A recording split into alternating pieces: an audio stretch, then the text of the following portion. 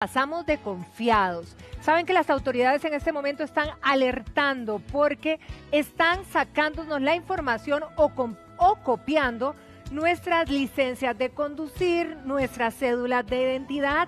Pero uno se pregunta, bueno, ¿qué pueden hacer con esto, verdad? ¿Cómo pueden crear un documento único para hacer todas las fechorías del caso? Precisamente el licenciado Eric Varela está con nosotros para profundizar en este tema y hacernos conscientes del cuidado que debemos de tener. Licenciado, muy buenos días. Gracias, muy buenos días. ¿Qué tanto, verdad, puede hacer una persona si tiene nuestra información, si tiene nuestra cédula, nuestra licencia copiada, clonada, como dirían por ahí? Bien. Vamos a ver, bajo el principio de publicidad registral existe muchísima información que se encuentra en fuentes abiertas, como en el registro civil, registro nacional, la participación en sociedades, incluso hasta nuestro domicilio, si la gente profundiza un poquito más y lo pueden extraer de las escrituras que se presentan ante el registro nacional cuando hay bienes o participación en sociedades. Pero hay algo que sí no es fácil de encontrar o de clonar, y es la fecha de vencimiento de los documentos de identidad. Y ahí es donde radica precisamente la importancia de un buen resguardo de esa cédula de identidad y de la licencia, porque si ya las bandas organizadas encuentran estas informaciones, podrían perfectamente encontrar o clonar nuestra identidad. Ahora, pero en esa clonación, ¿verdad?, de la cédula, de la licencia, o sea, ¿qué necesitan realmente para hacerse pasar por nosotros? Es decir, el número o tener exactamente el documento tal cual, ¿verdad?, para poder presentarse ante un lugar. ¿Qué es lo que ocupa? Mire, lamentablemente, cualquier cosa. Con solo nuestro nombre sí. y nuestro número de cédula, ya podría empezar a generarse o clonarse ese documento. ¿Qué sucede? Que si no tienen las bandas de crimen organizado, no tienen esa información de la fecha de vencimiento, evidentemente el documento que se genera sería fácilmente detectable, no solo por notarios, sino también por instituciones financieras, que están obligados a verificar esa información. Entonces, evidentemente, hay... Pero ahora con costos, miran la cédula, cuando se la piden a uno, hasta ni se la piden. En tesis de principio, ahí es donde las instituciones financieras tienen una carga de responsabilidad mayor. Ahora, ¿qué pasa, por ejemplo? Porque también hemos visto, bueno, a ver, y esto ha pasado con menores de edad, ¿verdad? Pero no sé en qué otras situaciones suceda, que utilizan ya cédulas vencidas y les sirven. Vamos a ver, en tesis de principio, esa cédula no debió ser válida, no se pudo utilizar. En esos casos se pueden ejercer herramientas de defensa ante las instituciones financieras, y específicamente también en sedes jurisdiccionales como la penal o incluso la civil, haciendo oposición efectiva. Ahora, la gente en general, nosotros todos, porque me incluyo, cuidamos mucho la información de la tarjeta de crédito, ¿verdad? Porque con toda la clonación también que se ha dado en las tarjetas de crédito, debemos de cuidar de la misma forma esos documentos personales. ¿Pueden clonarse de la misma manera? Sí, es necesario el resguardo, porque ¿qué sucede? Un mal manejo de esa cédula de identidad facilitaría a los delincuentes la clonación de información personal con la que ya de por sí, por ser pública, la podrían utilizar no solo en nuestro perjuicio, sino también de las instituciones o de los acreedores. Ahora es curioso porque hay gente que manda incluso, ¿verdad?, por correo. Bueno, ¿cuántas veces que el pasaporte viene y va, pero también la cédula de identidad va y viene por correo? Es decir, ¿podemos tener esa tranquilidad? Vamos a ver.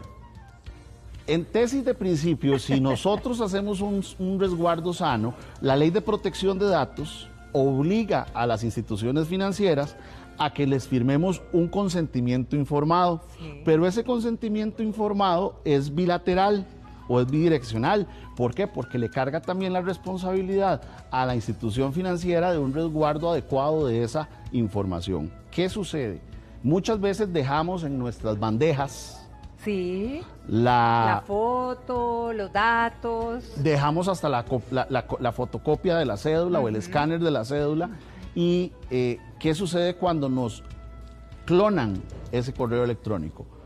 Ahí En el momento que nosotros nos damos cuenta de eso, tenemos que acudir a interponer una denuncia, porque esa es la primera herramienta con la que contamos para defendernos. Claro. Alguien accedió a nuestra información por medio del correo electrónico. Ya desde ahí hay una herramienta que podemos utilizar. Muchas veces yo escucho cuando llegan y me dicen, pero ¿para qué voy a denunciar? Pero es que es la primera herramienta con la cual podemos defendernos si algo llegara a pasar. Correcto. Sí, que a veces no medimos incluso las consecuencias de lo que pueda darse, ¿verdad? Ahora, a ver, yo me declaro nula, ¿verdad? En cuanto a inteligencia artificial que está creciendo cada vez más sus alcances. Yo no se pregunta, ¿qué pasa si algo sucede, ¿verdad? Con este tipo de herramientas y de ahí pasa algo y ya es tarde, ¿qué puedo hacer? Bueno, lamentablemente, así como las herramientas de inteligencia artificial son útiles para aplicaciones de la vida diaria, también están siendo utilizadas las herramientas de inteligencia artificial para clonar nuestra información, obtener nuestra información de las fuentes abiertas, incluso si muchas veces accedemos con nuestro nombre en las plataformas, ponemos el nombre y ya sale nuestra foto. Sí. Y sale nuestra información de dónde tenemos nuestro domicilio laboral. Y con eso, los estafadores ya tienen una cantidad de información que ya de por sí le puede ser útil. ¿Qué sucede? Ante la mínima sospecha de que nuestra información está siendo mal utilizada, si tenemos el conocimiento de la persona, poner la denuncia. Sea ante el Ministerio Público, ¿verdad? O ante el OIJ si no sabemos quién es la persona que está utilizando o mal utilizando nuestra información. A ver, si reventó la cosa, ¿verdad? Por ejemplo, ya se dan las situaciones. Llego yo a un comercio, estoy pagando y de repente me dicen, no, o sea, esa cédula, qué sé yo, no, ya, o ya tiene un crédito aquí, o ya tiene o ya su sistema de crédito está manchado. Y uno dice, ¿pero qué pasó? ¿Qué pasó? Sí, bueno, lo primero que tenemos que saber es que tenemos derechos. Como personas somos sujetos de derecho.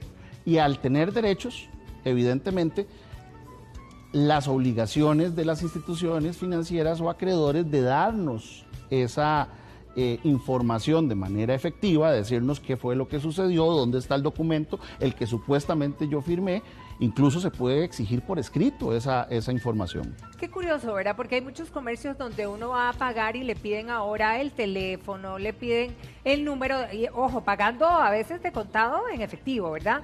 Le piden el teléfono, el correo electrónico, el número de cédula y todo toman nota o hasta le dan un papelito a uno, ¿verdad? Entonces uno dice, esta información ya prácticamente es pública.